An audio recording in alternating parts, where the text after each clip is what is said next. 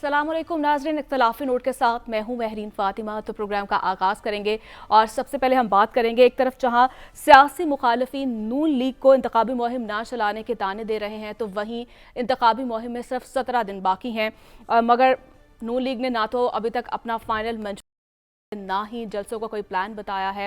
और 21 अक्टूबर के बाद कल हमने देखा कि नवाज शरीफ साहब ने जो है हाफिजाबाद जलसे से मुख्तसर सा जो खिताब किया, और उस खिताब से साजिशी जो थ्योरिस्ट को जो तकवीत मिल रही है।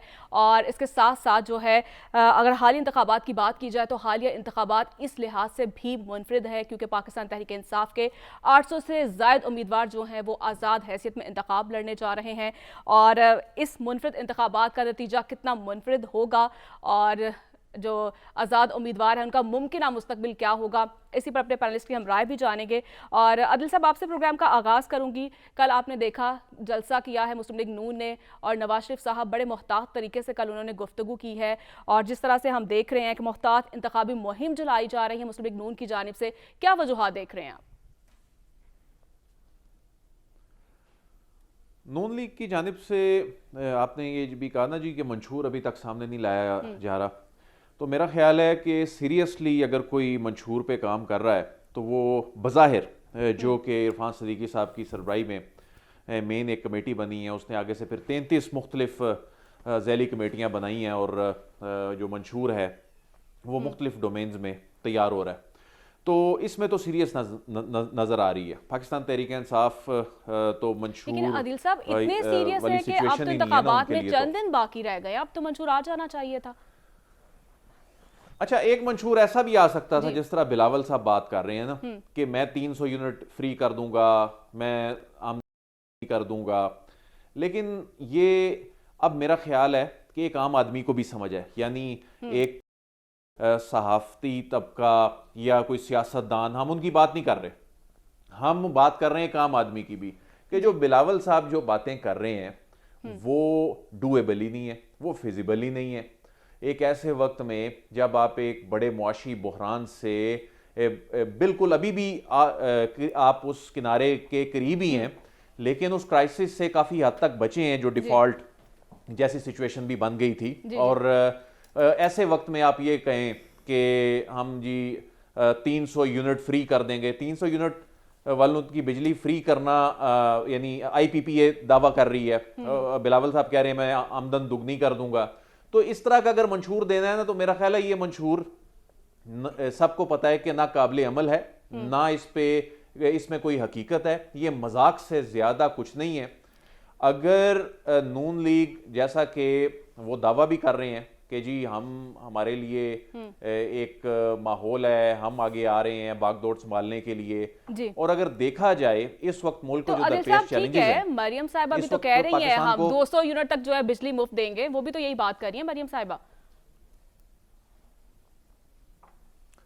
देखें, मंशूर की बात हुई ना कि मंशूर जो फाइनल वो तो अभी आना है ना। आज ही हसन रजा साहब ने बड़ा डिटेल्ड इस पे नाजरीन को बताया कि वो बुनियादी तौर पे मंशूर क्या लेकर आ रहे हैं। जो इरफान सदीकी साहब जो तैयार कर रहे हैं, जो जलसों में लगाया गया कोई नारा किसी लीडर की जानिब से, वो मेरा ख्याल है मंशूर नहीं है। लेकिन पाकिस्तान पीपल्स पार्टी ने तो इसे अनाउंस कर दिया, IPP ने तो इसको अनाउंस कर दिया। तो लेकिन जो ये अब आएगा सामने गालिबन ये 27 तारीख को लाहौर में ऐसा तो नहीं है कि 8 फरवरी के बाद मंशूर आया दिल साहब, ऐसा तो कोई नहीं है। देखें, इलेक्शन से पहले की गई बहुत सारी चीज़ें ऐसी होती हैं जो सिर्फ इलेक्शन के पहले तक ही रह जाती हैं, और ग्राउंड रियलिटीज़ को देखा जाए तो एक कठिन मरहले से पाकिस्तान इस एक बड़े मुश्किल दौर से अभी भी गुजर रहा है। उसके लिए हकीकत पसंद होकर चलना पड़ेगा। आप इस तरह के दावे इस वक्त नहीं कर सकते कि बिजली मुफ्त हो जाएगी, नहीं हो सकती बिजली मुफ्त। आप इस तरह के दावे नहीं कर सकते कि 32,000 या 35,000 कम अज कम तनख्वाह है तो हम 70,000 कर देंगे, नहीं हो सकती। आप इस तरह के दावे नहीं कर सकते कि अनरियलिस्टिक किस्म की आप कोई सब्सिडीज इस वक्त कोई भी किसी की भी हुकूमत हो नहीं अनाउंस कर सकता। आप ये नहीं कह सकते इस वक्त के महंगाई जो है हमारे आने के 1-1.5 महीने 2 महीने या इवन 6 महीने में वो 5-10% जो है वो कम हो जाएगी, वो नहीं हो सकती। हकीकत को तस्लीम करना चाहिए। आने वाली जो हुकूमत होगी, आने वाली हुकूमत को तल्ख फैसले करने होंगे یہ اس کے لیے آسان نہیں ہوگا. اس کو ڈالرز بھی مینج کرنے ہیں, اس کو دوست ممالک سے قرضے بھی معاف کرانے ہیں, اس کو ملک میں سرمایہ کاری بھی اس وقت لے کر آنی ہے. اس وقت ایک ایسے وقت میں جب آپ کے بجلی کے اندر تاریخ کی بلند ترین سطح پہ پہنچ چکے ہیں, آپ نے یہاں پر انڈسٹری بھی لے کر چلنی ہے. یہ سب کچھ کیسے ہوگا؟ یہ کہہ دینا بہت آسان ہے. میں سمجھتا ہوں کہ آنے والی جو بھی حکومت ہو, انیشیٹیوز اس وقت ریاست پاکستان لے چکی ہے, جس میں جو معیشت سے متعلق جو فیصلے بڑے ہو چکے ہیں. SIFC ہے جس میں پاکستان کی ایکسپورٹس بڑھانا, جو اس وقت پاکستان کے لیے بہت ضروری ہے, پاکستان کے لیے سرمایہ کاری لے کر آنا. میں سمجھتا ہوں کہ اس وقت وہ جو SIFC کے جو فیصلے ہیں, انہی پالیسیوں کا صرف تسلسل ہی لے کر اگر کوئی حکومت جو بھی ہے وہ لے کر چلے, تو یہ بھی ان کا بہت بڑا احسان ہوگا اس ملک کے اوپر. اس میں بھی سیاست نہ کرنے لگ جائیں. یہ وہ ایشوز ہیں, کور ایشوز ہیں, جن میں سیریسنس کی ضرورت ہے, پالیسیوں کے تسلسل کی ضرورت ہے. اگر خدا نخواستہ ان میں تسلسل جاری نہ رہ سکا, تو پھر یہ تشویشناک بات ہے, یہ پریشان کن بات ہے. یہ کسی ایک سیاسی جماعت کا معاملہ نہیں تھا, یہ کسی ایک طبقے کا معاملہ نہیں ہے, یہ پوری قوم کا معاملہ ہے. اور اس میں جو بھی حکومت آ رہی ہوگی, اور بظاہر ایسا لگتا ہے کسی ایک جماعت کی حکومت بنتی بظاہر دکھائی نہیں دے رہی, یہ مخلوط حکومت ہی بننی ہے. اور اس میں معاشی معاملات میں اصل جو منشور کا کور ایشو ہے وہ بھی معیشت کے ارد گرد کی ہوگا نا. جو جماعت اس وقت اناؤنس کر رہی ہے وہ بنیادی طور پہ معیشت سے متعلق کی مین بات کر رہی ہے. کوئی فورن پالیسی, انٹرنل سیکیورٹی, فورن ریلیشنز, اس سے زیادہ اس مرتبہ صرف معیشت پہ بات ہو رہی ہے. جی ٹھیک ہے, عادل صاحب آپ کا پوائنٹ آ چکا ہے. بالکل حسن صاحب سے پوچھ لیتے ہیں, جس طرح سے آپ کہہ رہے ہیں کہ عرفان صدیقی صاحب جو ہیں وہ بہت محنت کر رہے ہیں منشور بنانے میں, تو حسن صاحب کیا وجوہات ہیں جو ابھی تک جو ہے مسلم لیگ نون کا منشور جو ہے وہ سامنے نہیں آ سکا, ابھی فائنلی نہیں ہو پایا؟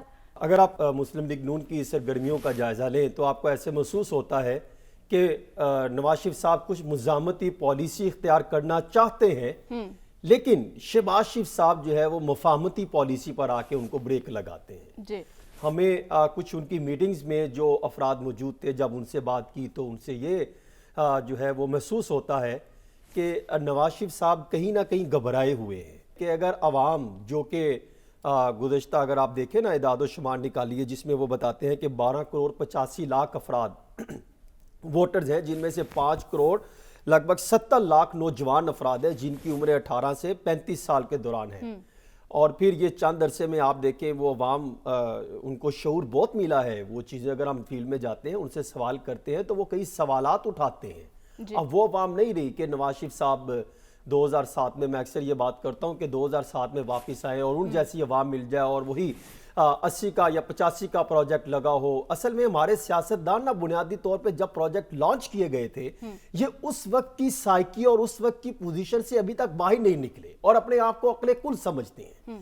یہ سمجھتے ہیں کہ ہم وہی 85 کے پروجیکٹ جب لانچ ہوا تھا وہی سیاست امپلیمنٹ کریں گے, ویسے ہم اقتدار میں آ جائیں, ویسے ہی عوام کو بتائیں کہ ہم آپ کے لیے دودھ اور شہد کی نہریں بہا دیں گے. لیکن عملی طور پہ انہوں نے وہی کرنا ہے کہ جب وہ اقتدار میں آئیں گے تو جس کی منشور کی باتیں کرتے ہیں وہ نظر انداز ہو جائے گی. دیکھیے جب اب جاتے ہیں نا بار لوگوں سے ملتے ہیں تو لوگوں سے سوالات کرتے ہیں تو وہ کئی سوالات اٹھاتے ہیں. وہ کہتے ہیں آپ کس منشور کی بات کر رہے ہیں, کس سیاسی جماعت سے, کہ جس کے قائد نواز شریف صاحب خود PDM جماعتوں کی سرپرستی کرتے رہے لندن سے. یہ تمام سیاسی شخصیات براستہ دبئی وہاں پر جاتے تھے, لندن میں جا کے ان سے رہنمائی لیتے تھے, اور عوام میں اتنا شعور آ چکا ہے کہ ان کو اعداد و شمار ہے ان کے پاس ہوتے ہیں کہ کس سیاستدان نے کب رہے اور کتنا قرضہ لیا. اور پھر ابھی آپ کل سنیں وہ اسحاق ڈار صاحب یہ فرما رہے تھے کہ اگر ہمیں اکثریت نہ ملی تو بہت مشکل ہوگا اور آئندہ آنے والے جو سال ہوں گے وہ مشکل ترین سال ہوں گے. یہ پرسوں انٹرویو دے رہے تھے. مطلب کہ آپ پہلے ہی عوام کو ڈرا رہے ہیں, ایک طرف آپ کے مستقبل کے وزیر خانہ اور ماضی کے بھی وزیر خزانہ کہ حالات بڑے خطرناک ہوں گے, تو دوسری طرف انہی کے پارٹی کے قائد بتا رہے ہیں ہم آئیں گے تو فوری طور پر جو ہے وہ ہم یوتھ کو بہتر کریں گے, ہم زراعت اور لائف سٹاک کا بہتر کریں گے, ہم حالات کو پایا پلٹ دیں گے. دیکھیے عوام کو حقیقت سے آگاہ کیجیے. یہ سیاستدان عوام سے لنک جب ہوتے ہیں تو پھر عوام ان سے سوال کرتی ہے, عوام ان سے ان کا منشور پوچھتی ہے. یہی وجہ ہے کہ اس وقت مسلم لیگ نون کافی پریشانیوں میں مبتلا ہے. میں یہ سمجھتا ہوں کہ مسلم لیگ نون ایسی لیول پلینگ فیلڈ چاہتی ہے کہ ان کے پاس میدان کھلا ہے, میدان کلیئر ہے, وہ بھاگنا چاہتے ہیں, وہ چاہتے ہیں ہمارے راستے میں کوئی کانٹا نہ ہو. نہیں ہے تو کون بھاگنے سے روک رہا ہے؟ ان کے پاؤں پہ حسن لا کے صاحب جو ہے وہ تو بچھا کون دیے روک رہا ہے گئے. ان کو بھاگنے سے؟ دیکھیں میں تو سمجھتا ہوں کہ عوام ہی ہے جو عوام ان سے سوال کرے گی, آپ منشور لے کر آئیں. دیکھیں 10 کا اعلان ہونا تھا, پھر میری اطلاع یہ ہے کہ پھر 12 پہ چلا گیا, پھر 15 کا اعلان کیا گیا, پھر 17 کا اعلان کیا گیا, اب بتایا گیا کہ 27 تاریخ کو منشور کا اعلان کریں گے. اور اس میں کیا بیانیہ رکھا گیا ہے آپ اندازہ کریں کہ پاکستان کو نواز دو. یعنی ایک تو ایک بیانیے میں 2 جملے, 2 چیزیں بات کور کر دی نا. ایک تو نواز شریف صاحب آ گئے, پاکستان کو نواز دو. دوسرا پاکستان کو بہتر کر دو, نواز دو. کون کرے گا؟ نواز شریف آ کے. کمال ہے, 16 ماہ کی پرفارمنس انہی کے سپرد جاتی ہے. لیکن ساری جماعتیں مین سیٹ پر کون تھے؟ مسلم لیگ نون. ان سے بھی سوال کرنا بنتا ہے. رہنمائی کون کرتے تھے؟ مسلم لیگ نون کے قائد نواز شریف صاحب لندن سے بیٹھ. بالکل حسن صاحب, لیکن کل جلسے میں ہم نے دیکھا کہ نارملی دیکھا جاتا ہے جلسہ ہوتا ہے تو لاسٹ میں جو ہے جو لیڈر ہے وہ خطاب کرتا ہے, لیکن مریم صاحبہ نے لاسٹ میں خطاب کیا اور اس سے پہلے نواز شریف صاحب نے خطاب کیا. تو کہیں نہ کہیں تو یہ بظاہر دکھائی دے رہا ہے کہ مریم صاحبہ کے پاس ہولڈ ہے. میری اطلاع یہ ہے کہ میں نے اس کو چیک کی, اطلاع یہ ہے کہ نواز شریف صاحب نے 4 صفحات پر مشتمل تقریر تیار کی تھی, اور اس میں منشور کے چیدہ نکات تھے, جس میں انہوں نے نوجوانوں پر بات کرنی تھی کہ ہم ان کو آنے کے بعد کیا دیں گے, زراعت پر بات کرنی تھی, معیشت کا بھرپور پلان لے کر وہ آئے تھے کہ ہم کس طریقے سے اقتدار میں آئیں گے تو کس طریقے سے ہم 2-4 مہینوں میں عوام کے لیے جو ہے وہ بہترین پاکستان کر دیں گے. اس طرح کا ان کا ایک پلان تھا. لیکن جب وہاں پر پہنچے تو وہاں پر سائرہ وہ جو تارر صاحبہ تھی ان کے گھر گئے تو وہاں پہ لگ بھگ 1.5 گھنٹہ وہاں پر بیٹھے رہے. اور میری اطلاع یہ ہے کہ وہ کہتے رہے کہ ہم پنڈال میں چلے, تو نواز شریف صاحب فرماتے کہ ہم چلتے ہیں جاتے ہیں. انہوں نے انتظار کروایا اور کسی چیز میں ہوگی بات. اور جب سٹیج پر پہنچے, جلسہ دیکھا تو وہ خاموش ہو گئے. انہوں نے کہا کہ میں پہلے تقریر کروں گا, مریم نواز شریف صاحبہ میرے بعد تقریر کریں گی. اور انہوں نے معمولی سے بیان دیا. ہم جو سمجھ رہے تھے کہ 21 اکتوبر کے بعد یہ ان کا پہلا جلسہ ہے, بھرپور طریقے سے عوام میں اتریں گے, عوام کو جو ہے ان کے جذبات سے ان کو کھیلیں گے, ان کو بتائیں گے. لیکن وہ کنورٹ ہو گئے. آپ دیکھیں لیا والا جلسہ منسوخ ہو گیا. میری اطلاع یہ تھی کہ آج انہوں نے خانے وال جانا تھا, وہ بھی منسوخ ہو گیا. اور کمال ہے کہ آج والا جلسے میں بھی 6500 کے قریب افراد موجود ہوں گے, کوئی بڑا جلسہ نہیں ہوا. یعنی اگر آپ نے سارے شادرہ والے جلسے کرنے ہیں شادرہ کی طرح کے, تو پھر آپ یہ کہیں کہ عوام آپ سے لنک کرتی ہے, الفاظوں کے میں کھیل کر آپ نے عوام کے جذبات کو اٹیچ کرنے کی بجائے ان کو ٹھیس پہنچانی ہے. عوام ابھی تک منشور کا جو ہے وہ انتظار کر رہی ہے. نہ آپ منشور دے سکے, نہ بیانیہ دے سکے. بیانیہ بھی کہاں لے کر آئے ہیں؟ پاکستان کو نواز دو. اب عوام تو کہتی ہے چھوڑو, سیاستدانوں کو نواز دیا, اب پاکستان کو نوازو, لیکن اس طرح نہ نوازو کہ آپ آ کے لوٹ مار کر کے چلے جائیں. صاحب بلاول صاحب نے آج کچھ ایسی ہی بات کی ہے, انہوں نے دادو میں جلسے سے خطاب کیا ہے. انہوں نے کہا کہ اگلا جو وزیر اعظم ہوگا نا وہ جیالہ ہی ہوگا. کچھ انہوں نے گفتگو کی. ناظرین پہلے وہ دیکھ لیتے ہیں. سر صاحب آپ کی طرف آؤں گی. جس طرح سے بلاول صاحب گفتگو کر رہے ہیں, آپ نے ملاحظہ کی, بلاول تو کہہ رہے ہیں کہ عمران حکومت کے خاتمے, کراچی اور حیدرآباد سے پی میئر بنوانے کے کریڈٹ کے بعد جعلی وزیر اعظم کا بھی وہ دعویٰ کر رہے ہیں. بلاول صاحب اتنے پر اعتماد کیوں ہیں؟ کیا وہ اپنی 15 سالہ کارکردگی سے واقف نہیں ہے؟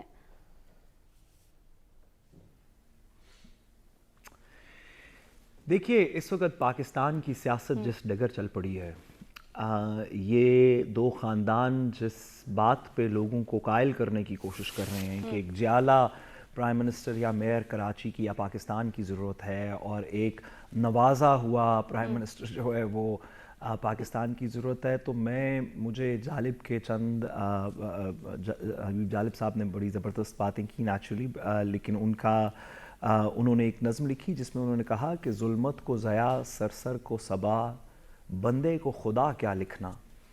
گزارش یہ ہے کہ ہم بہت ساری باتیں کر سکتے ہیں. نواز شریف صاحب اس وقت پاکستان کے دلوں کے وزیر اعظم ہیں. سب لوگوں کو نوشتہ دیوار پتہ ہے کہ وہ وزیر اعظم بننے والے ہیں. ہم اس کے درمیان میں کوئی روڑے نہیں اٹکانا چاہتے. یہ ایک تاریخ کا ایک دھارا ہے جو ایک طرف بہہ رہا ہے، لیکن ساتھ ہی ساتھ اس کے اندر ہم ظلمت کو ضیاء نہیں لکھ سکتے، بندے کو خدا نہیں لکھ سکتے.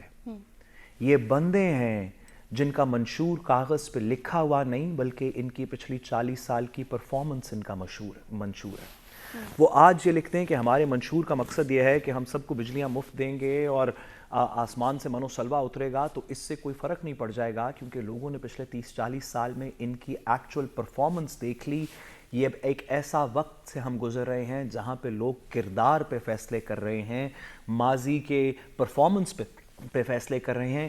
کسی عرفان صدیقی صاحب کے ایک کمرے میں بند اپنے دماغ سے سوچے ہوئے منشور کے اوپر بات نہیں کر رہے. اس سے تقریباً کسی کو کوئی فرق نہیں پڑتا. بلکہ میں حسن صاحب سے ایک ریکویسٹ کروں گا، اگر وہ مناسب سمجھیں تو اگلے چند آنے والے دنوں میں حسن صاحب لاہور میں ہوتے ہیں، لاہور نون لیگ کا گڑھ ہے، مجھے پورے لاہور شہر میں سے ایک ایسا بندہ حسن صاحب اگر سٹریٹس میں ڈھونڈ کے دکھا دیں جو کہے کہ میں نے منشور کی وجہ سے، میں منشور کا انتظار کر رہا ہوں، جب میں نون لیگ کا منشور پڑھ لوں گا تو پھر میں اس کے لیے ووٹ کروں گا. ڈیپینڈ کرتا ہے کہ اس کے اندر وہ کیا بات کرتے ہیں. اگر ایک شخص ایسا مل جائے تو میں معذرت بھی کروں گا یہاں پہ پبلکلی، اور ظلمت کو ضیاء بھی لکھنا شروع کر دوں گا اور بندے کو خدا بھی کہنا شروع کر دوں گا. نعوذ باللہ.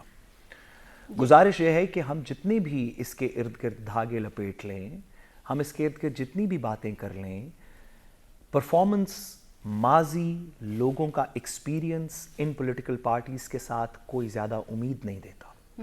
پاکستان کے لوگوں کو امید ہے تو ایس آئی ایف سی، ریاست کے initiatives, green Pakistan, anti smuggling, economic, ہم جی سی سی سے جو کچھ انویسٹمنٹس کی بات کر رہے ہیں، جو ریاستی امور طے ہو رہے ہیں، ان سے ہمیں امید ہے کہ پاکستان میں بہتری آئے گی. ہمیں یقین ہے کہ پاکستان ایک اکنامک پاور بنے گا. ہم سب اس کے اندر حصہ ڈالیں گے، پاکستان کی سالمیت کو مستحکم کریں گے. لیکن اگر کسی کا یہ خیال ہے کہ اس سالمیت کا ایک ستون نواز شریف ہوگا یا پاکستان کو نواز دیا جائے، تو میں مریم صاحبہ سے اور دیگر لوگوں سے گزارش کرنا چاہتا ہوں کہ ہم نوازے جانا چاہتے ہیں رب کائنات سے، اس کے رسول سے، اس کے ولی سے. ہمیں کسی خاندان کے نوازے جانے سے کوئی سروکار نہیں ہے. اگر وہ نوازنا بھی چاہتے ہیں تو مہربانی کر کے اپنی بخشش اپنے پاس رکھیے. ہم آپ کی رعیت نہیں ہیں، ہم ایک خود مختار آزاد قوم ہیں. ہمیں کسی فرد سے نوازے جانے کی کوئی چاہت نہیں ہے. جی سر صاحب، لیکن مریم صاحبہ تو یہ بھی کہہ رہی ہیں کہ نون لیگ کے جلسوں میں عوام کا جمع غفیر بتاتا ہے کہ مہنگائی کے ذمہ دار ہم نہیں ہیں، عوام جانتی ہے کون ذمہ دار ہے. بالکل بالکل بالکل بالکل مریم صاحبہ بالکل درست کہہ رہی ہوں گی، کیونکہ وہ تو غلط بات کر ہی نہیں سکتی، جیسے کہ پاکستان میں ثابت ہو چکا ہے، خواہ وہ کیلیبری فونٹ ہو یا دیگر چیزیں ہوں، وہ غلط بات تو کر ہی نہیں سکتی. تو مریم صاحبہ کی اس بات پہ مجھے پورا یقین ہے. میری ان سے صرف ایک چھوٹی سی استدعا ہوگی، میری کوئی ایسی حیثیت نہیں کہ میں اتنے بڑے شخص سے کوئی استدعا کر سکوں، لیکن یہ جو جمع غفیر ہے نا جو آپ کے جلسوں میں آ رہا ہے، ان میں سے کسی بھی ایک شخص کو روک کے ذرا پوچھیں کہ اس کے خیال میں نواز شریف صاحب پاکستان کی کسی مسئلے کے حل کا حصہ ہیں یا اس مسئلے کو پرپیچویٹ کرنے کا حصہ ہیں، تو مریم صاحبہ کو میرا خیال ہے بہت جلدی بات پتہ چل جائے گی. جلسے میں بہت سارے لوگ ہیں، وہ مختلف چیزوں کی وجہ سے آئے ہوتے ہیں. معذرت کے ساتھ اختلاف کرنے کی جسارت کروں گا. جی ہم جب یہ سروے کرنے کے لیے فیلڈ میں جاتے ہیں نا، اور جب لوگوں سے ملتے ہیں تو وہ یہ کہتے ہیں جی فلاں شخص چونکہ یہ کرنے کی صلاحیت رکھتا ہے اس لیے دیں گے، فلاں کو کیوں ووٹ دیں گے، کیونکہ فلاں شخص نے عالمی سطح پر فلاں سٹینڈ لیا اس لیے اس کو ووٹ دیں گے. ایسا نہیں ہے کہ ہم یہاں پر بیٹھ کے ایک جنرل سی بات کر دیں کہ جی لوگ تو بس جو ہیں وہ آنکھیں بند کر کے بس وہ لیڈر کو دیکھ کر وہ ووٹ دے دیتے ہیں. لوگوں میں بڑی اویئرنیس آ گئی ہے اور لوگوں کو معلوم ہے کہ انہوں نے جو سیاستدانوں نے بتا رہے ہیں وہ ایسا ہے نہیں ہے جو ان کو کہانیاں سنائی جا رہی ہیں، لیکن کس میں کیا صلاحیت ہے، کیا چیلنجز ہیں. تو ساتھ صاحب یہ لوگوں کو معلوم ہے، ایسا نہیں ہے کہ لوگ منشور پہ اور جو سیاسی لیڈرشپ ہے اسی لیے میں نے کہا نا کہ مریم صاحبہ ذرا جلسے میں وہ علیحدہ بات ہے. اس میں اگر میں ایک چیز ایڈ کر سکوں، دیکھیں اگر ہم سوال آپ کے پوچھیں نا آپ کے منشور کو خیال لے میں کر، یہ جو جلسے سیاسی جماعتیں کر رہی ہیں یہ لوگ لائے جا رہے ہیں، آپ یہ کہہ رہے ہیں؟ کیا میں یہ کہہ رہا ہوں؟ نہیں نہیں، میں تو بالکل نہیں کہہ رہا. میرا تو خیال ہے کہ نواز شریف صاحب کی محبت میں آ رہے ہیں، لیکن ان لوگوں سے اگر آپ سوشل میڈیا کے اوپر ویڈیوز دیکھ لیں وہ لوگ خود یہ کہہ رہے ہیں کہ ہم لائے گئے ہیں.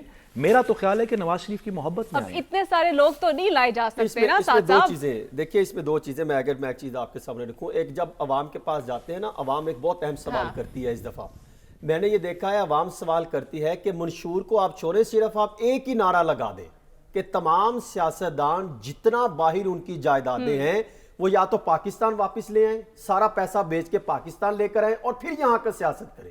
نمبر ایک.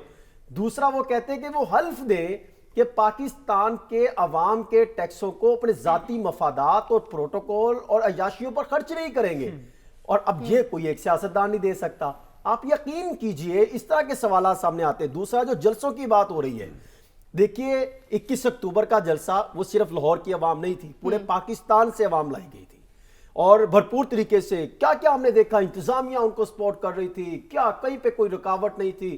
پھر بھی اتنا بڑا جلسہ جو انہوں نے کیا، میں سمجھتا ہوں مناسب جلسہ تھا، لیکن اتنا بڑا جلسہ کہنا وہ مناسب نہیں تھا. آگے آ جائیے جو اب جلسے ہوئے ہیں. اگر کل کا جلسہ کامیاب ہوتا تو آج نواز شریف صاحب خود خانے وال جاتے، لیا کا جلسہ منسوخ نہ کرتے. عوام جو ہے وہ جو وہاں پر آتی ہے، جو اگر ان لوگوں کے تاثرات کا جائزہ لیا جائے تو عوام وہاں پر آتی ہے صرف جو ہے وہ جو مایوس ہوئی ہوئی ہے. چند ایک افراد، جو ایک شخص ہے فار ایگزامپل اس نے ایک فیکٹری کھول رکھی ہے، اس کے ملازمین ہیں، وہ لے کر آئیں گے، کوئی 2000 روپے 10,000 دے دے، کوئی 5,000 دے دے، کہیں پر بریانی کے ڈبے مل جائیں، کہیں پر اس طرح کے معاملہ سامنے آ جائے تو عوام آ جائے گی. یہ 5-6 ہزار کوئی بڑا مارکا نہیں ہے. مارکا ہے کہ آپ جلسوں میں دینے کیا آ رہے ہیں. وہی باتیں جو آپ پہلے کرتے تھے، وہی پریس ریلیز جو آپ جاری کرتے تھے وہ آپ وہاں پر آ کے سنا رہے ہیں. اور پھر مریم نواز شریف صاحبہ نے لاہور میں جلسہ آپ یہ کہنا نکالا. چاہ رہے ہیں کہ نواز شریف صاحب جو مایوس ہیں؟ دیکھیں میں اس کی بات کرتا ہوں. مریم نواز شریف صاحبہ نے لاہور میں ایک ریلی نکالی، میں نے خود وہ کور کی. وہاں پر جو فیروز پور روڈ ہے اگر دیکھا جائے تو مریم صاحبہ کا جو قافلہ تھا وہ میکسیمم 50 سے 100 افراد کے لگ بھگ تھا. لیکن وہ روڈ اتنا ہے کہ اگر میں اور ساتھ ساتھ وہاں پہ کھڑے ہو کے ڈسکشن شروع کر دیں کہ آپ کی اور میری گاڑی لگ گئی ہے تو میں آپ کو حلفاً کہہ سکتا ہوں کہ وہ 2 گھنٹے تک جو ہے وہ ٹریفک جام رہے گی، صرف 2 سے 5 منٹ میں بحث کرنے سے. اور اس سے اندازہ ہوگا کہ پورا لاٹ براک ہو گیا. عوام ہمارے لیے کری ہے، ایسا نہیں ہے. اور جو نواز شریف صاحب مایوس نہیں ہوئے، نواز شریف صاحب ڈر گئے ہیں، گھبرا گئے ہیں. ان کا یہ خیال ہے کہ جس پالیسی پہ، جس ایجنڈے پہ وہ آنا چاہتے ہیں، پاور شیئرنگ فارمولے پہ، انہوں نے ماضی کا ان کا احوال دیکھی، آپ کو اندازہ ہوگا اوپر سے لے کے نیچے تک وہ کبھی بھی زندگی میں پاور شیئرنگ فارمولے پر عمل درآمد کرنے میں ناکام رہے ہیں. جہاں پر پاور شیئرنگ کا معاملہ آتا ہے وہاں پر وہ ڈر جاتے ہیں، گھبرا جاتے ہیں. ان کو اندازہ ہے کہ جس طریقے سے 2018 میں کسی ایک جماعت کو لیول پلینگ فیلڈ دی گئی تھی، آج اگر ان کو مل رہی ہے جس طرح 2013 میں ملی تھی، وہ یہ سمجھتے ہیں کہ وہ آ جائیں گے تو پھر بھی حالات بہتر نہ ہوئے تو پھر یہ کہاں سٹینڈ کریں گے. ایسا ہی ایف سی کا کریڈٹ وہ خود لینا چاہ رہے ہیں، ایسا پاسبل نہیں ہے. ان کو جو ہے وہ پاور شیئرنگ فارمولے پر لانے کے لیے شہباز شریف صاحب کام کر رہے ہیں اور وہ اس چیز سے گھبراتے ہیں کیونکہ ماضی میں وہ کبھی کہہ کے تو یہی آتے ہیں لیکن آنے کے 5-6 مہینے کے بعد ان کی پوزیشن ڈائیورٹ ہو جاتی ہے. حالات مسلم لیگ نون کے خراب ہیں، مسلم لیگ نون کے اندر لڑائیاں چل رہی ہیں. پھر انہوں نے جو فصلی بٹیرے اپنے ساتھ شامل کر لیے. مسلم لیگ نون میں دوسری جماعتوں میں بہت اختلافات جو ہیں وہ بڑھتے ہوئے ہمیں دکھائی دے رہے ہیں. تو ناظرین مجھے بریک کی جانب بڑھنا اور بریک کے بعد ہم بات کریں گے پاکستان اور ایران کے درمیان کشیدگی کی اہم مسئلہ ہے، لیکن ایک چھوٹی سی بریک کے بعد. اسٹے ود اس.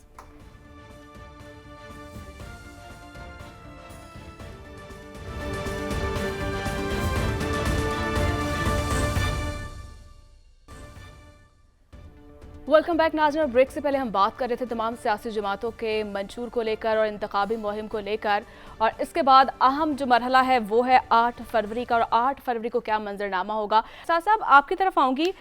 جس طرح سے پاکستان اور ایران کے درمیان یہ کشیدگی کا یہ معاملہ ہے اور ہم دیکھ رہے ہیں کہ پاک ایران کے جو تعلقات ہیں وہ بہتر ہو ہی رہے تھے، حالیہ واقعے پر بھی پاکستان نے تحمل کا مظاہرہ کیا ہے اور جبکہ دوست ممالک بھی ثالث بننے کو تیار ہے. کیا اس کا نتیجہ نکلے گا؟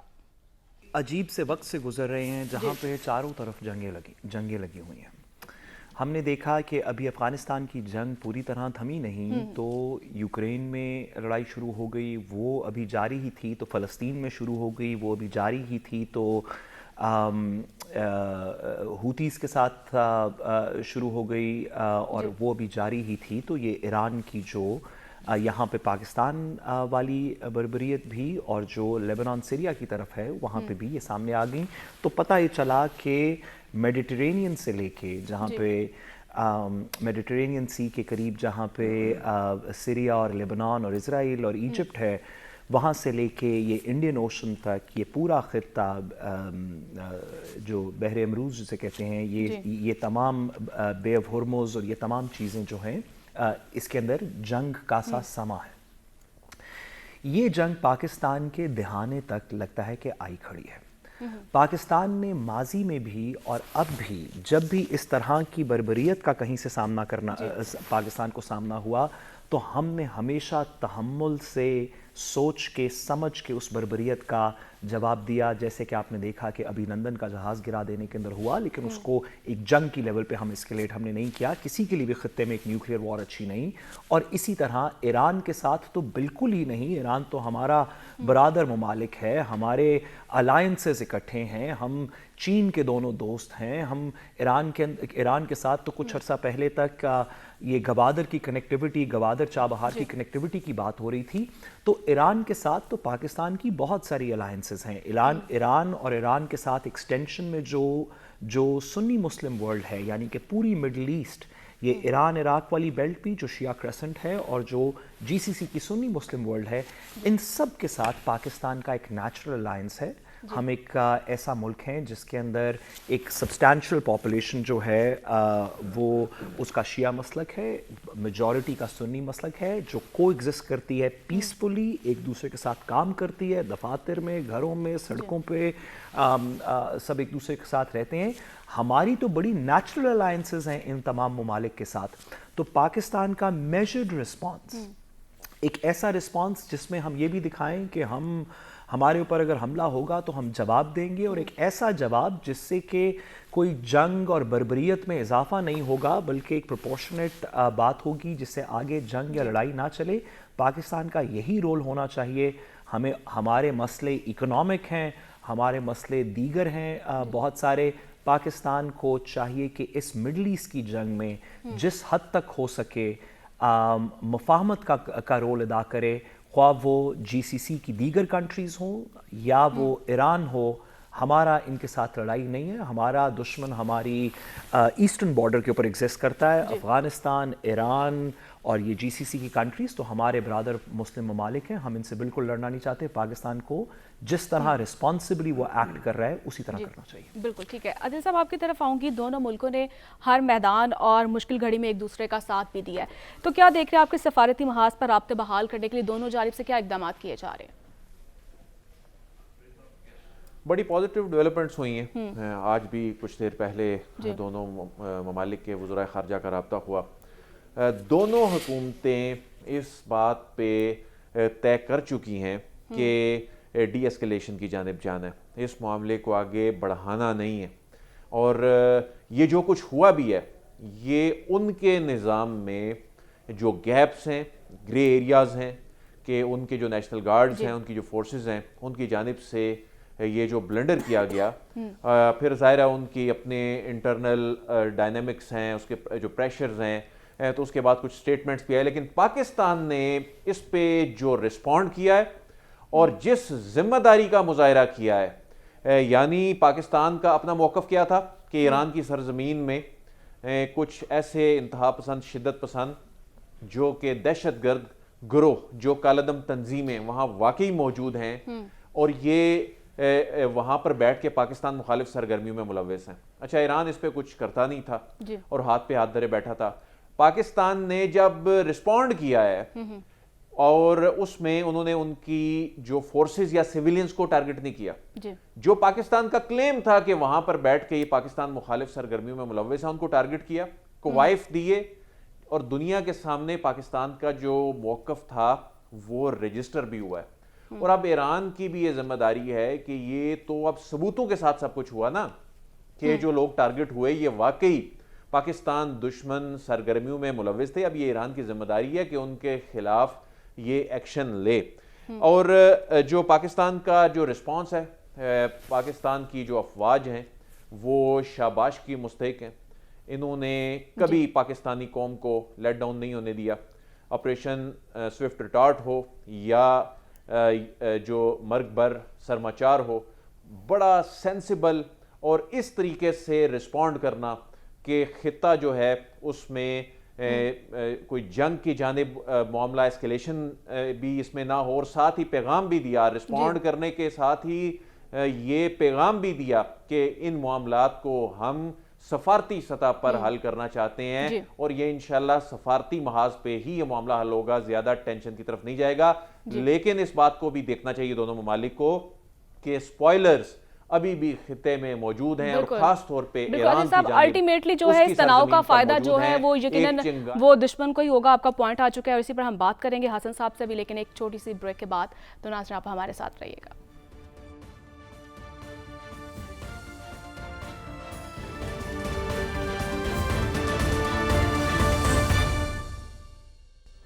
ویلکم بیک ناظرین, اور بات کریں حسن صاحب آپ کی طرف آؤں گی. جس طرح سے پاک ایران اور کشیدگی میں کمی کے جو ہے واضح طور پر آثار دکھائی دے رہے ہیں, اور مثبت پیغامات کا بھی تبادلہ ہو چکا ہے, تو کیا صورتحال دیکھتے ہیں آپ؟ دیکھیں میری سمجھ سے یہ بالا تر ہے کہ ایران کے ساتھ پاکستان کے جو تعلقات تھے وہ ہمیشہ سے مثبت رہے ہیں, لیکن ایران نے یہ سمجھا کہ شاید پاکستان میں جس طریقے سے ان کی سرحدات کی خلاف ورزی کر لی جائے کوئی پوچھنے والا نہیں ہوگا, جس طریقے سے عراق یا شام میں وہ غیر قانونی خلاف ورزیاں کرتا ہے, اس نے سوچا کہ پاکستان میں بھی اگر کر لی جائے گی تو کوئی پوچھنے والا نہیں ہے. لیکن میں یہ سمجھتا ہوں کہ جس طریقے سے پاکستان کی افواج نے بھرپور اور بڑا کیلکولیٹڈ جو ہے وہ جواب دینے میں وہ کامیاب ہوئے, اس کو قومی سلامتی کمیٹی کے آج اجلاس نے بھی سراہا اور پھر وفاقی کیبنٹ نے بھی سراہا, اور پھر اب تو کی جانب سے بھی یہ معاملہ طے ہو گیا کہ آئندہ وہ شاید اس چیزوں سے دور رہیں گے, دونوں ممالک کے درمیان آپس میں مثبت انداز سے چلنے میں کامیاب ہو سکتے ہیں. تو آج یہ فیصلہ کر لیا گیا ہے کہ سفیر اپنے وہاں پر واپس جائیں گے, دونوں سفیر کے درمیان سفارتی تعلقات بحال کرنے کی باقاعدہ منظوری دے دی گئی ہے جب ہم بات کر رہے ہیں. لیکن تھوڑا سا سوچنے کی ضرورت ہے کہ ایران میں کیسے ایران کی سرزمین پاکستان کے خلاف استعمال ہوتی رہی. کلبھوشن یادیو کا آپ کو معاملہ یاد ہوگا, اور اس کے علاوہ اور بھی بے شمار واقعات ہیں. آپ کو یاد ہوگا شاہ محمود قریشی جب وفاقی وزیر خارجہ تھے اس ٹائم بھی انہوں نے ڈپلومیٹک طریقے سے ان کو آگاہ کیا تھا کہ ایران کی سرزمین پاکستان کے خلاف استعمال ہو رہی ہے. لیکن جب کمیونیکیشن وے ہمارے پاس کھلے تھے, رابطے بحال تھے, تو یہ سارا سسٹم پھر آپ کو اندازہ ہے کہ 2 روز قبل جے شنکر بھارتی وزیر خارجہ وہاں پر تھے ایران میں اور ان سے ملاقات کی. دیکھیں سوال تو کھڑے ہوتے ہیں نا کہ جو ہے بھارتی انٹیلیجنس ایجنسی را بھی ان کی سرزمین کو استعمال کرتی ہے. کلبھوشن یادیو کا معاملہ ہے, پھر اسی سال کے شروع میں جو انہوں نے جو ہے کچھ ہمارے فوجیوں کو جو ہے شہید کیا, ان کی طرف سے جو اقدامات کیے گئے اس کو بھی نظر انداز نہیں کیا جا سکتا. بے شمار مسائل موجود ہیں, تو اس طرح کے واقعات کو نظر انداز نہیں کیا جا سکتا. تو میرے خیال میں افواج پاکستان نے گرین سگنل ان کو نہیں بلکہ تمام دشمنوں کو دے دیا کہ اگر کوئی میلی آنکھ سے دیکھے گا تو ان کو بر وقت جواب دینے میں کامیاب ہو سکتا. بالکل, پاکستان نے تو ہمیشہ جو ہے وہ تحمل کا مظاہرہ کیا ہے, اور حسن صاحب پروگرام کا جو وقت ہے وہ بھی ختم ہو چکا ہے. تو اس کے ساتھ ہی ناظرین مجھے اجازت دیں, کل پھر آپ سے ملاقات ہوگی. اللہ نگہبان.